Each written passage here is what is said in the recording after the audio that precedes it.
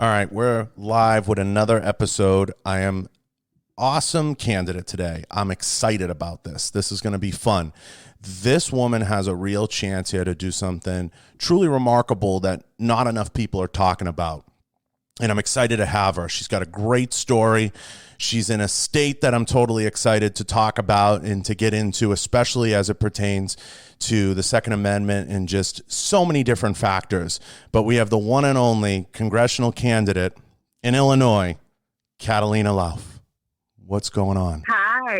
Hey. Thanks for having me. This is great. I'm excited to have you, and I'm really pumped up to kind of hear your story. I want to dive right in because you're kind of a prodigy. You're kind of one of those really unique people that comes along once in a while to a party or to the political scene.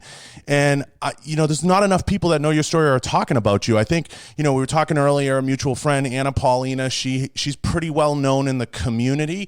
I don't think enough people are talking about you. So give everybody a little insight. Tell everybody your story and how this came to be that now you're running for this seat.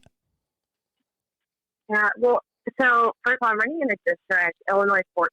It's the northern part of the state. It was a long-held Republican seat until it was flipped by Socialist Democrat Lauren Underwood in 2018. And I was born and raised here. My mom came here legally from Guatemala. My dad, entrepreneur, and I grew up in a very typical Midwestern household where we loved God and country. And, I see so much what's happening right now with the far left and the push of socialism and these particularly young women like the squad that are really trying to destroy the country. And, I've always been a conservative. I worked on political campaigns just as a passion of mine back in college, but worked in the private sector. But ultimately, I got back in when President Trump won in 2016 because I felt that he was just such a disruptor. He was what we needed at the time. People were so sick of the candidates that we had in the Republican Party. And so I kind of foresaw this revitalization in the Republican Party. And so I had the opportunity to be appointed to his administration. I was a special advisor at the U.S. Department of Commerce in Washington, D.C.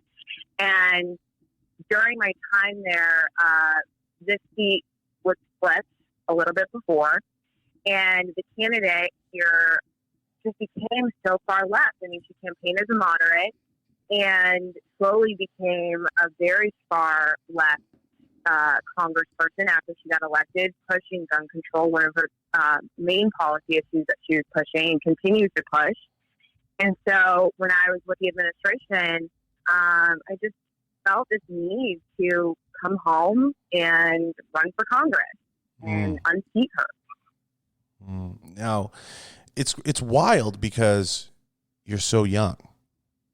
And what is the aha moment that triggers this? There had to be a moment, whether it was you came home to visit, you went to a local coffee shop, like what is the moment that you were like, I'm going to do this?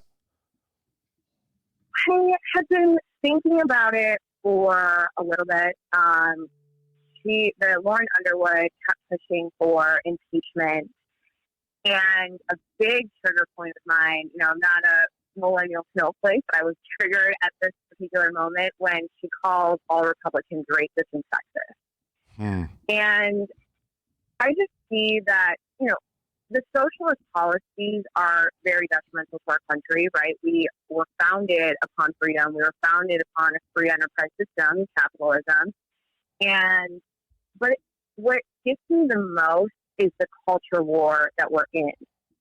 When you have members of Congress saying things like that, like racist and sexist, that's not how we talk to each other around here. I grew up with people from both sides of the aisle.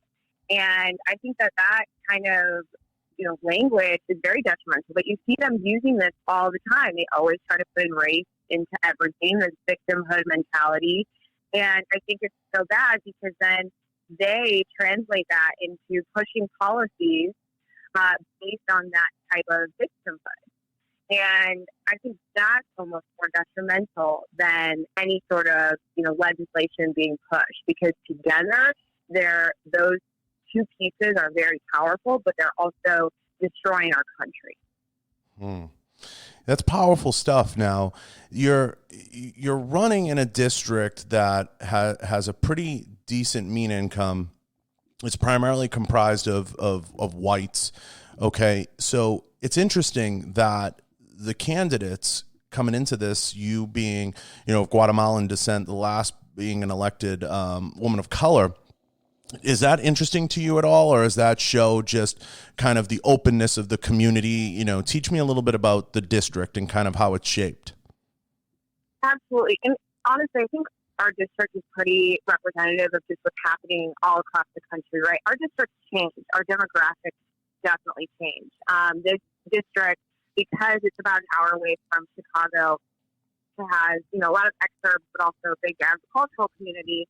It's changing demographically. We're seeing more minority community, a lot more millennials moving back here to the suburbs. And so, it's interesting that I think, my mom, I think, was one of the first Hispanic teachers, like, in the district back in the 90s. And so, these excerpts from Chicago really didn't have a big Hispanic community until the later 2000s.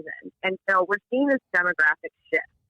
And, having worked in the administration and just seeing how much is changing from a demographic perspective nationally, when we're talking about, Hispanics and entrepreneurship or small business and things like that, from a business perspective, well, our population in the minority community is growing significantly. I mean, they're going to be the majority. We're going to be the majority of the population by 2044.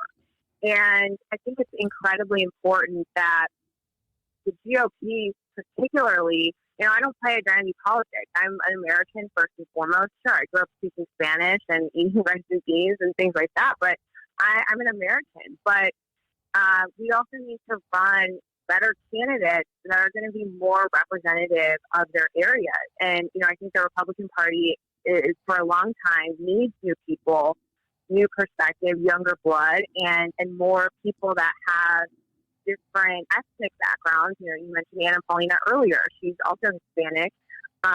Patriots that are able to bring in new people to our party, because Democrats always try to pander to the minority community by saying, we're going to give you this, we're going to give you that, all for votes, where we need better messengers on our side of conservative values to bring in the new people as our demographic change. Right. Now, it's an insanely interesting state, right? And you're in a unique district in the state of Illinois.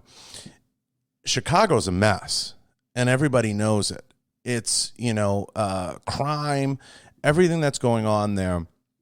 People, for the most part, are really watching this, and it's going to be really interesting, especially you brought up Anna Paulina, flipping some of these districts, and I don't want to jump the gun, but I think you're absolutely the candidate that district needs.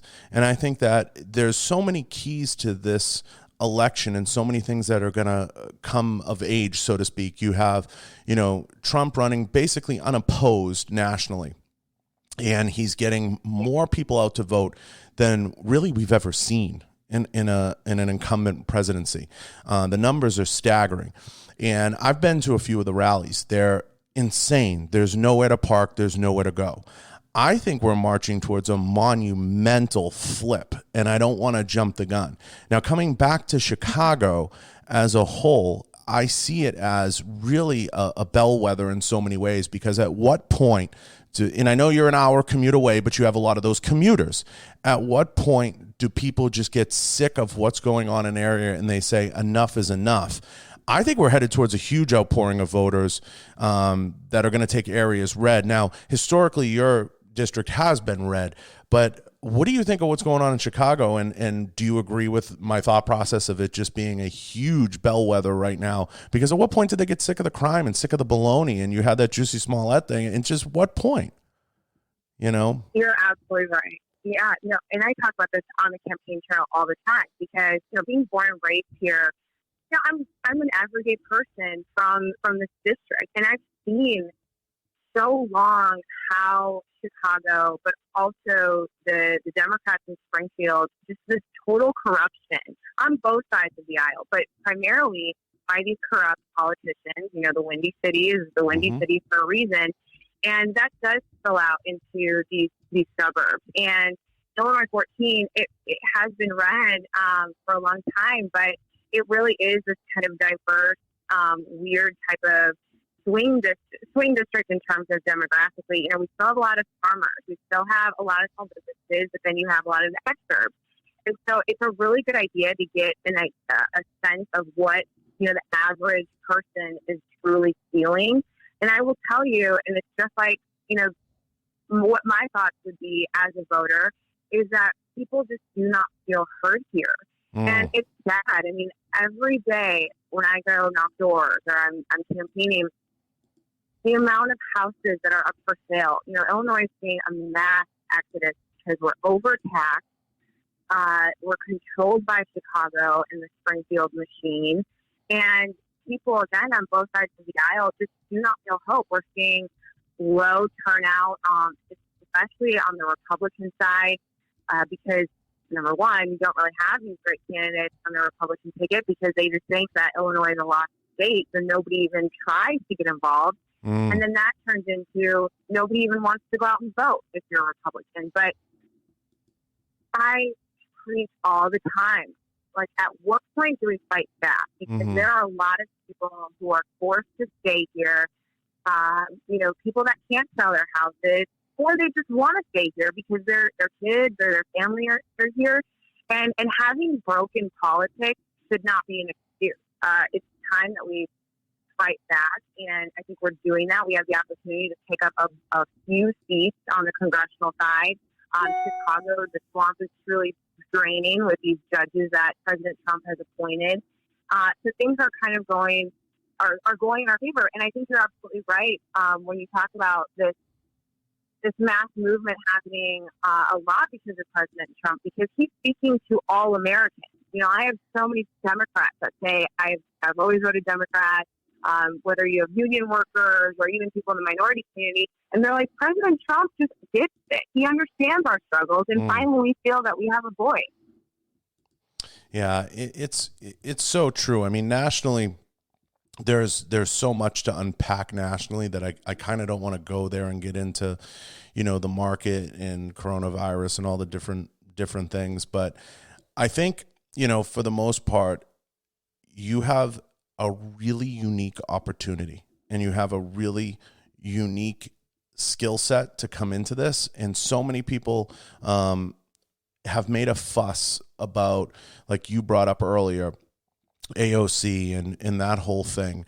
I think you have a chance to really unseat that and really kind of usurp that whole movement. And I'd love to see some young blood come in. I think there's huge opportunity for that. And I think you're going to crush it. I think just coming in with your mindset and your young, fresh approach. And when I say young, I mean new, vibrant, exciting. And it's really cool to see that. Now, how this campaign unfolds and this election unfolds, because we're in kind of the bewitching hour here. It's getting down to the line. You're going to have to differentiate yourself so much and create such a story, especially as you ascend towards the election day. How are you getting on the ground to really pursue this and push this? What's your ground game like? You mentioned going door to door and talking to people. I mean, how busy is your weekend going to be, and how busy is it going to be rolling into this election? I have 20-hour days. I mean, I slept for an hour this morning, and you know, it's in this era. It's almost obvious the type of what's needed, right? And so, a candidate like myself, you know, my opponents aren't going door to door. They're spending millions of dollars on TV, on attacking each other, on mailings, because they're part of the old guard. I mean, I'm up against a lot of career politicians here, and they just think that writing themselves a check, which is totally fine, is what wins elections. And I think we're in such an era where people do not like that anymore. They want to connect with their representative. You know, especially Republicans here, if there's a congressperson who's so far left, she's voted almost further left than AOC in a Republican district that President Trump won. You know, that kind of forces people to really wake up, because for a long time, I think people in all these different districts just aren't really tuned in a lot, only when it comes to election time. And I think that because we've gone so far left, people are finally paying attention. And so when a candidate like myself comes along, that's, hey, I grew up with your kids. I I'm in the community. I have roots here. There's value to that, but also the fact that I'm not afraid to fight. Like, I want to be as authentic as possible. I always open up questions. I hold, meet and greets and things like that, where that level of authenticity has just never really been there for people. And they finally feel like, they have a voice and they're feeling heard, and the power is going to be put back to that. And I truly believe it's the era that we're in that has allowed a candidate like myself or Catalina to really come up and stand out in a sea of kind of the old guard. Well, I mean, I know I speak for my community, which is a very pro-2A community, that the time is right.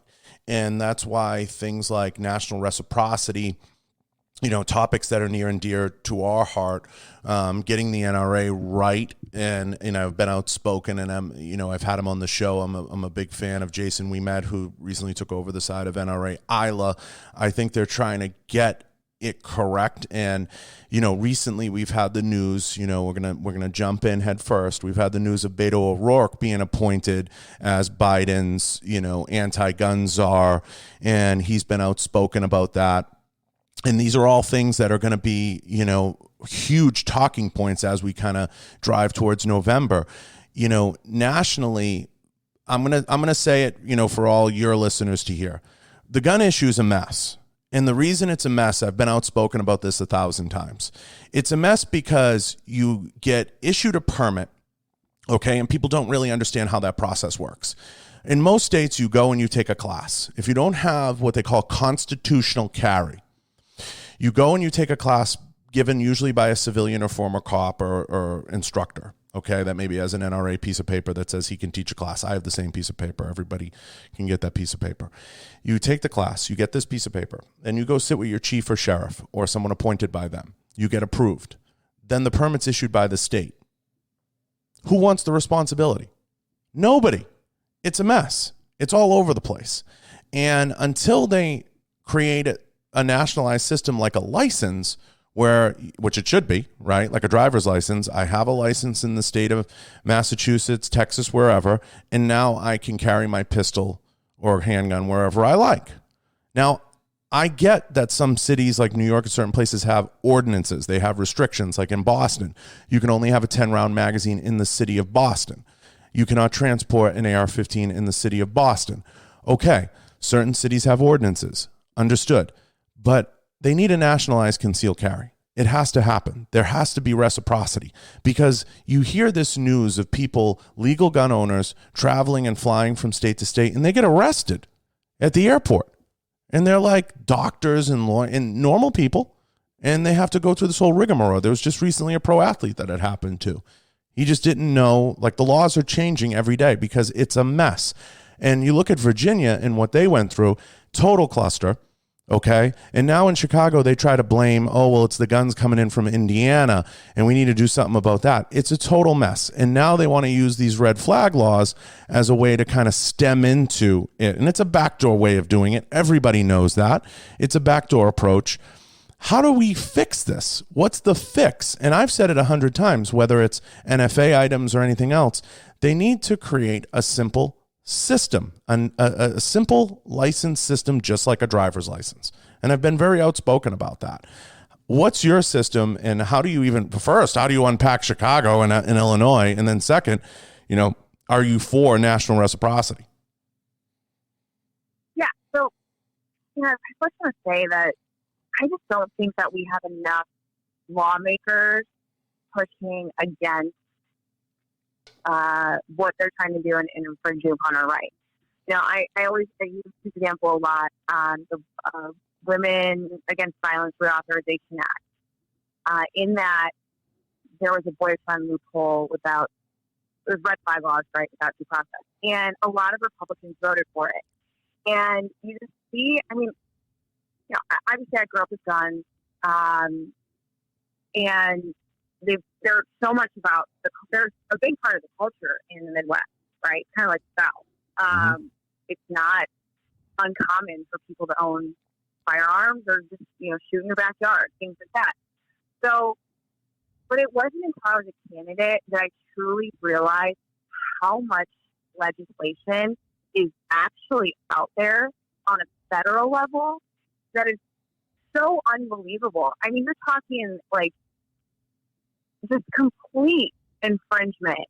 And what's so scary to me is that, you know, anytime a tragedy happens or the gun debate becomes so politicized by the far left, you know, they keep pushing for more and more legislation. And it's like, first of all, there's already so much out there that should be repealed on a federal level. Why aren't people, strong 2A people, why are we not only being put in a corner when tragedies strike and, you know, whether it's messaging or the facts not being out there, we get so bullied into a corner when anything happens, and then they keep pushing for gun legislation. But why are we not only not pushing back when those things happen, but then also realizing that there's so much out there that is totally unconstitutional in my mind? And so when you look at it from a state perspective too, I mean, we have all these federal laws already, and then you add in a state like Illinois that is very strict on guns. You know, you need a FOID card, you need concealed carry permits. But then even Chicago, and it's like at this point, our right as gun owners and 2A supporters is so small already in a state like Illinois. And so I just think, you know, I'm totally for reciprocity, but we also need to be fighting harder on this because, you know, our guns are our most important right. 2A. I truly believe that. It protects the rest.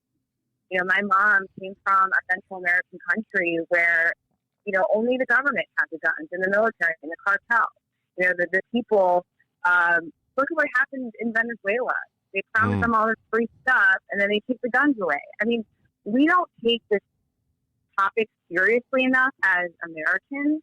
And I would love to see better lawmakers. I'm committed to being a lion on this issue. I know Anna Paulina is as well. But we truly need to fight back.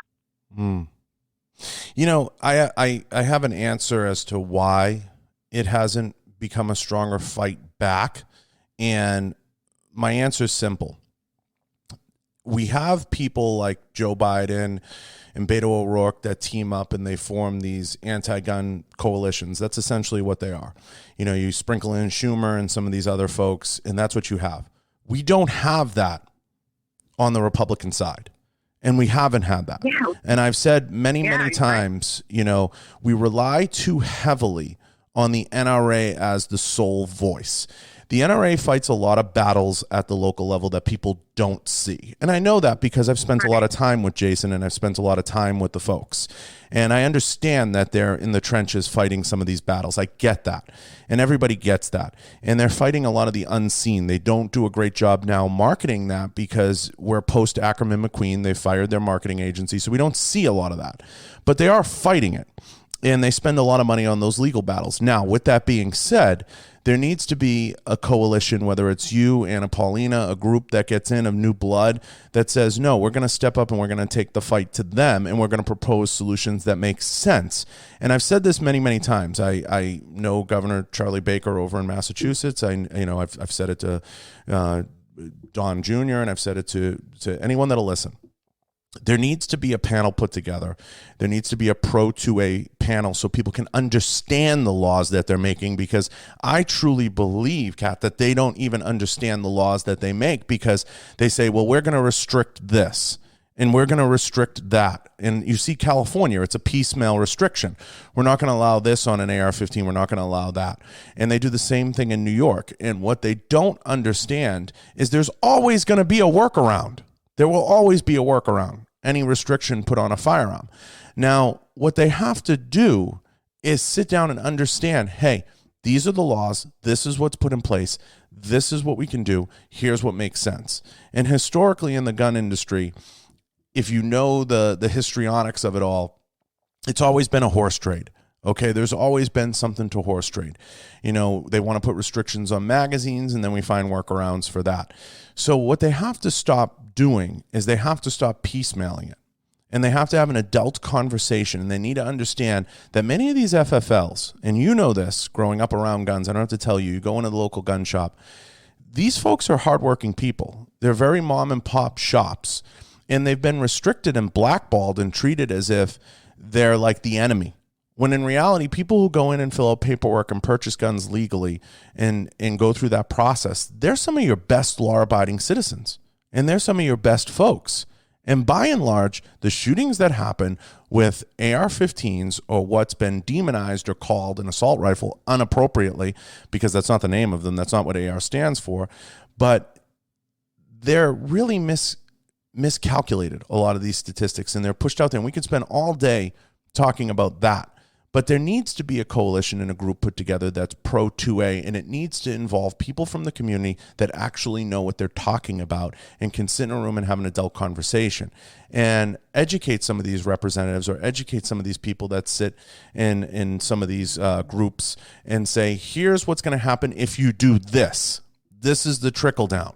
Just like we have a think tank that writes papers on anything that occurs in overseas or anything that occurs in policy, it's a simple policy understanding, but they don't understand it. So they say, we'll make a button, or we'll make a restriction, or we'll make you put this, or we'll make you do that. So you have too many people trying to play chief in the teepee here. Yeah, and I think, and you're spot on. I mean, it's part of, and kind of what we were talking about before in this policy married with culture wars, it all comes down to the way that we message it, right? Like if you have people that are not correctly talking about the facts or understanding legislation and being able to message that to their constituents or their communities, of course things are going to be lost in the crossfires there, right? And so I think it's really important, like there's so much misinformation that comes out with guns, like you're mentioning AR-15, right? Like people just they don't understand the facts, and then you have lawmakers who don't understand the facts. But then I also will say in the defense of some lawmakers, and kind of plays into a broader issue, I think. But a lot of legislation is pushed to make it sound like it's for the better, but then they have the little small lines like that, Women Against Violence Reauthorization Act, right? Like if you're a guy, a male representative, and you vote against the Women Against Violence Reauthorization Act, what kind of media backlash do you get? And it's not right. I think those people need to stand firm and read every piece of legislation and then communicate that in a way that is having a common sense, a very productive adult conversation. And that's just not happening right now. I mean, we're getting completely drowned out by the far left, like you're mentioning with Beto O'Rourke, and these guys are the most powerful voices because they're the loudest. I couldn't believe when AOC went off when the cop was shot in New York City, and immediately talked about how this is gun violence. There's a bill sitting on Mitch McConnell's desk right now that he refuses to sign. It's like, what? This is not, first of all, it's completely false. Why is it always the gun and not the person? Like you said before, people are going to, if you're a criminal, you're going to find a way to do it. And so we really need to work on this, because I don't want to see what's happening in Virginia happen in states like Illinois and all across the country. Before you know it, it's going to happen at a federal level if we don't fight back and have a task force of people who understand this issue in an in-depth way, can communicate it effectively, but then also be a powerful voice on a national scale. The key is just getting the right people to the table. I mean, that's really the key if you're talking about the national conversation. In Chicago, how are you going to unpack that? I mean, God be with you. I wouldn't even venture to know where to begin in Chicago, how to unpack that, because they've demonized everybody but the right people, and they vilified everybody across the board. It's going to be a lot to unpack, and it's going to be a tough state to fix. And that's kind of what I try to explain to people. Like, you take a look at California, now they're ruling stuff unconstitutional that they've done there, and really the silent victory that Trump has had is appointing a lot of these federal judges, because there's just been so much that they've just waved a wand and just done, that it's going to be such an issue to kind of fix. And I think, just explaining and understanding the permitting process, the effects at the local level. And I think there still can be local involvement if you have national reciprocity. You just have to create a system for purchasing and acquisitions of these items. Like, you take suppressors, for an example, that are an NFA item. People don't understand that you need an additional permit or a stamp to go and purchase a suppressor. It requires a tax payment. Now, a lot of people have been outspoken about that because of the boondoggle with purchasing a suppressor or an NFA item. And I say, it's really simple, guys. What you should be able to do is go in and pay the tax at the point of purchase, register said item at that local level, and be able to walk out the door with the item. It's really simple. Yeah. But instead, we create these processes because we think I don't know if we think we're making it safer, or we think we're creating extra hoops to jump through. Listen, if you want to own a gun, no different than getting a license to drive a car. Create a system to do it and make it simplify it. You can still have people register at a certain level. There's nothing wrong with that. And the reason I say there's nothing wrong with that, and I know people in my community might be, I'm not ready. I'm not asking you to register everything. I'm saying we're creating a simplified process for the permit. And even for the permit of NFA items, the permission to purchase. That's what a permit is, permission. And create a permissive process, a permission process that allows people to do it. And then once you do it, you shouldn't have to go and do it 75 times after. It should be as simple as walking in, paying the tax. You serialize the item's serialized to begin with. Okay. That's not going to, the thing people don't understand is that's not going to prevent the crime. That's not going to stop the crime. What stops the crime is the background check that everybody goes through. Am I right? That's what they don't understand. Everybody goes through the check. They promote and push out these narratives that, there's a gun show loophole. If you walk in with a bag of cash, you walk out with a pile of guns. Doesn't work that way. Trust me. I've been to 1,000 gun shows. It doesn't work that way. I know it doesn't work that way. It does not work that way. I'll go to a gun show. Show me the loophole. I'd love to use it. What's the loophole? They keep saying it's a hot button thing. Yeah, having gone to many gun shows, I actually go to one every Sunday, or actually one Sunday a month. The people who are committing crimes, they're not the ones at the gun show. I mean, they're going to get it regardless. And, gun shows are just everyday people that want to own guns. I mean, it's such a great community. And that's my biggest problem with all of this, is that all of these pieces of legislation just impact, as we were saying before, the law-abiding citizen. And, we really need to speak up, and this is the time to do it, because, the culture war can either get worse, or we can get better and heal from this, really division that's happening in the country. And, I think it's time that we fight back. But I'm also really proud, here in Illinois 14, in some of these counties, they're pushing for gun sanctuary cities at the local level. And so you have people who are very passionate, who have never been involved in politics before, but they love their guns, they respect their constitutional rights, and now they want to speak up. So it's been really cool to see that. It's sad because it's gotten to this point where, we even have to have a seat at the table, but it's been really cool to see just so many people now getting more involved and being very passionate about fighting back. Yeah, listen, I'll come out and say it, and I'll tell Beto this to his face if he wants to come on the show.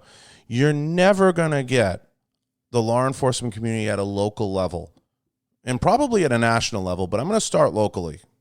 You're never going to get them to kick in the doors of law-abiding citizens and violate all kinds of constitutional law to seize weapons. That's never going to happen on U.S. soil, period. I'll come out and say it. It's never going to happen. I know the police. I know the cops. I talk to them. I've been in the huddle with them. It's never going to happen. So he needs to get that narrative out of his head, and it's a matter of sitting him down and educating him. And if I took 20 policemen from across the country, local, guys on the beat, they're going to tell him to his face. It's not going to happen. There's no way. And you would cause an insane conflict and strife throughout the community. So if he thinks he's just going to wave a wand and that's going to happen, he's crazy. I'll tell him right now, he should be committed. He clearly isn't in touch with the law enforcement community because it goes against every fabric of community policing. It goes against everything having to do with community. And it puts the law enforcement community in a terrible spot. And you cannot put them in that spot. Now, they think red flag laws are the answer. The problem with red flag laws is there's too much gray built into them. Well, this person looked at me funny. We had an incident with a crossing guard in Massachusetts, I believe it was, where the guy won the case. You cannot just say, hey, this person looked at me funny. They own guns. I want to take their guns away. It's using it as a revenge tool. And that goes against every fabric of what this country's built on. You cannot just do that. And that is a very millennial thing. That is a very wah, wah, wah. I had an argument with someone and they own guns and I want to take them away. It's you can't do that. It's not going to work. There's no way. And it's going to cause too much strife. Now, I could spend all day on the gun debate and unpack all of its problems and all of its issues. I think the Beto thing is going to continue to cause this to be a fiery issue that I'm proud to see folks like yourself and Anna and others championing, this cause. And I really hope if you guys make it to Congress, and I'm praying that you do.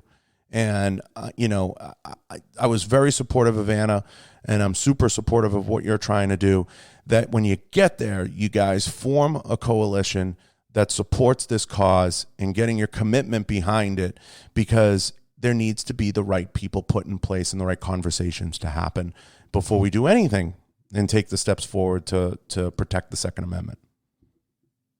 Absolutely. And look, you turn oath as a public servant to uphold and defend the Constitution. And I think that's one thing that not only with the gun debate, but on any issue that we're seeing, our Constitution literally being walked all over by members of Congress. And, I think with the law enforcement community or people who have served, they take that seriously. People who understand our founding and respect our founding documents take that so seriously. And it's time that we have people in Congress, public servants, who take that seriously as well. And so, I hope to really be a voice and be a powerful one, and hopefully have some others here across the country who are ready to stand firm on our rights and fight. No, absolutely. And I really hope that you, Anna, and a few others that are making this push can get to Congress and really make this a huge talking point, because we don't have enough voices stepping up and saying, no, this is how it's going to go. Recently, we had a great congressman from Texas pose with an AR-15. I thought that was really, really cool. He was like, Beto, come and take it kind of thing. And I believe I think he was hanging in his office. If I recall, he had it hung in his office. But I think that's something that's really cool that he jumped out there, and he was an older gentleman, Ken Buck, and I believe he's Colorado. He was the 4th District, Colorado, and he has it hanging right in his office. I'm looking at the picture now. I think that was amazing and telling, and getting a guy like that who's a little senior in Congress to kind of step up and do that is the first sign I've seen of someone saying, hey, this is a part of our fabric. I'm not going to just hand this over, and it's really amazing. So this is going to be an interesting thing as we kind of push towards the election day and the bigger election that happens in November. So I'm really looking forward to what you and Anna pull together. I want to change gears for a second and kind of dive into you personally. Now, has anyone ever said this to you? I mean, you're a prodigy, and you're someone who's coming into this, as I said earlier, at a younger age and really pushing the agenda of getting young, fresh blood in Congress. Does it blow your mind that you are where you're at and you're trying to do the things that you're doing? Well, first of all, I appreciate that. It's,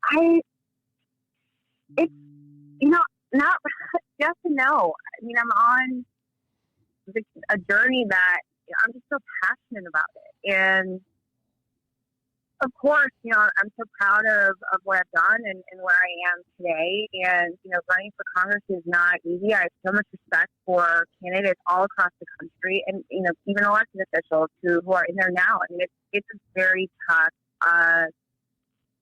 thing to be on, but I'm so passionate about what I do. And I think that's when you're on the right path, is when it doesn't seem like it's work or difficult. Of course, there are ups and downs, but I'm so driven to making change and doing it for the right purpose and using a platform for good. And that gives me more of excitement and pride, and rather having something to be proud of than the accolade or being elected as the youngest. Yeah, I mean, I think the youngest thing is one thing, and you can't focus on that. It's kind of a footnote, but I think it's really remarkable because I always think about the moment, right? So everybody remembers the moment that changed their life or something that changed their path or their course. And we talked earlier about your decision to run. If this pans out and this goes where it could go, you're going to have a hell of a dinner time conversation, and it's going to be a very tough out for a lot of people. How do you stay humble, and how do you stay on the right path? Because that's a high that most people never come down from.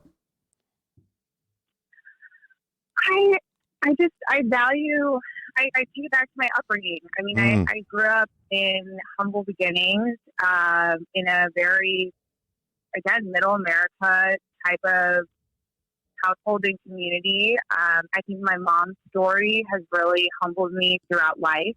Growing up, she didn't have a lot in a foreign country, and she went from poverty to having the American dream and being very successful here. And same with my father. I mean, he grew up in a Depression era household. They didn't have anything, and everything that he built was on his own. And I think when you come from that type of background, I mean, I remember going to Guatemala when I was really little, and kids didn't even have pencils. They didn't have shoes. And I come in as this, kid from America where we didn't really come from a lot, but I at least had shoes. And I think having those experiences, and I also got to travel a lot when I was younger, and just seeing what the world is like from an outsider's perspective makes you so incredibly appreciative of what we have in this country. Right. And just growing up with that sense of patriotism as well. But from a humility perspective, I mean, I don't ever forget where I came from. And I think, frankly, it comes down to your integrity and your own personal character and values. I would never want to disappoint not only my family and forgetting where I came from, but also, my future constituents, because I am one of them. I'm an everyday American. Every member of Congress is an everyday person, and that's how they should act. Right. At what point do you go to this ivory tower and you forget what matters? And I very much value my upbringing, and I was blessed with, growing up in a very down to earth household, and I am committed to never losing that, because that's just a huge part of who I am at my core. Yeah, and you can tell from your social media, you've hit the coffee shops, you've hit the local, you're doing a great job connecting with the older constituency, which is always difficult for someone who's so young. And you've done a great job getting your messaging out there, and you have a huge veteran presence. I mean, I've seen some friends on there, Graham, some of the other folks that I'm familiar with and on your journey. And I think that's tremendously important. You're doing the ground and pound strategy, which is so critical in running a race, especially one as local as a district congresswoman. So it's going to be really exciting to see how all these things play out and how you bring it all together, because you really have a special uniqueness about you. You have a great immigration story, you have a great family story, you have fantastic positions, and you're in a community that if this happens and if this pulls off, it's going to be a tremendous story. And I'm really rooting for you and where it goes and how it all comes together. Are you going to, where does it go from here? I mean, do you have aspirations if this pans out to take it to the next level, or are you solely focused on this and this is the main mission? I'm so focused on this and, what I hope to bring forth and accomplish. I've never been, I'm so for term limits, and I've never, the career politician is just not something that I'm interested in doing. I just hope that the cards I've been given now and hopefully after, Tuesday here, how I can just make the most impact currently is what I'm so focused on. And if that means just serving a couple of terms and, being a champion and being strong and doing what's right by the people and using my platform for good, then I know that I've made impact, and then I can, go home and do something else. I'm just so committed to the here and now. Right. No, and that's the right mindset, but it's okay to, say, hey, if this gains steam in this messaging, it could go to another level. There's nothing wrong with that and having those types of aspirations. They're humble as long as you have perspective, right? So as long as you maintain that and you keep that focus, I think it's okay to say, I want to take this all the way and I want to fix the entire great state of Illinois. It's quite all right to have that dream. And I think a lot of people, frown upon having an aspiration beyond, but you could be really a catalyst that could take things to the next level. And, I'm really grateful for you taking the time and having these conversations. And I think that it's really critical to have people like you running. It's really critical to elect people like you and to have you involved in all these types of conversations, because I think you're going to crush it. Thank you so much. And thank you for taking the time. It means a lot. I'm glad that huge. We connected, and hope to be back on soon, and I appreciate it so much. Yeah, and I appreciate having you. Now, my last question I ask every candidate, and I've asked many of the folks, especially in your position. Now, you have a real chance and a real excitement about you. When it happens and you're on election day, what are you going to do and where are you going to be and how are you going to manage all the anxieties and everything else that comes along with it? I'll be right here in my hometown, Illinois. And gosh, I don't know. I think I'm just going to take it as it comes. I mean, I think when I first launched my campaign, I received a ton of national media attention, and one that in a lot of ways I really wasn't expecting or prepared for. And I think that has really kind of given me an idea and kind of slowly started to help me in this process of managing those anxieties and things like that. And win or lose, I know that I put it all on the table and I did everything that I could in my power. This was never going to be something that it was never going to be done because I didn't work hard enough or I wasn't driven enough or played the right cards in terms of setting everything up and just the campaign strategy and all that. So I will be at peace with myself, win or lose, but I'll also be I guess just maybe take up meditation, or I don't know, maybe the morning of after you hit the polls, you might have to have some type of, I don't know, a lot of people are into that, like, what is it, the float tanks? Maybe you need something like that to kind of bring everything together. Yeah, no, meditation is awesome, and I read a lot of well about stoicism and just being in the present moment, and you know meditation is great, so it probably will. Yeah, I need to zone out somewhere. It's either like I wish I had mountains around here, but I don't. Unfortunately, it's all prairie. So just somewhere where I can connect and you kind of manage everything. I did that right in the beginning when I first launched my campaign. I took a really big self look, like introspection, I guess, and was like, hey, look, your life can either change forever or it might not at all. But whatever it is, you're prepared for it, and that takes a lot of having conversations within yourself and talking to the people who love you unconditionally and in your support system to really be there as well. And I did a lot of that when I first launched and continue to do so, and we'll do upon hopefully my winning on Tuesday.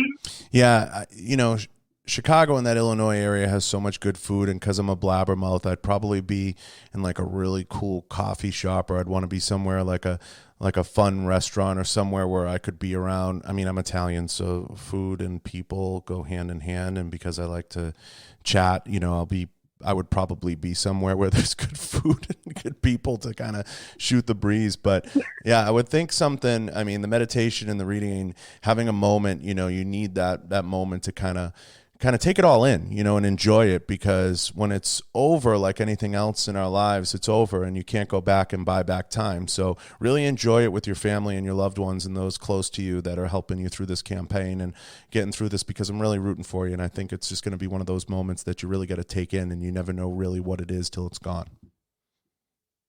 I appreciate that a lot. I really do.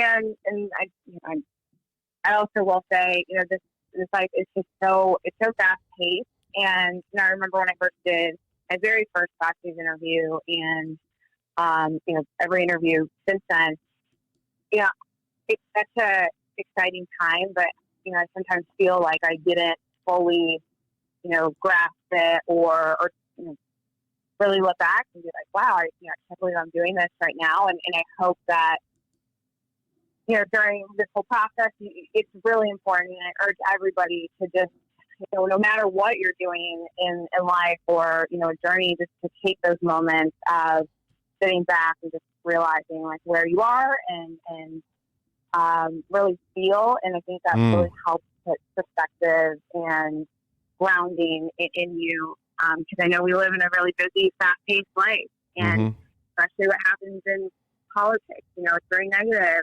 on both sides of the aisle, whatever's happening, talking about coronavirus or the election.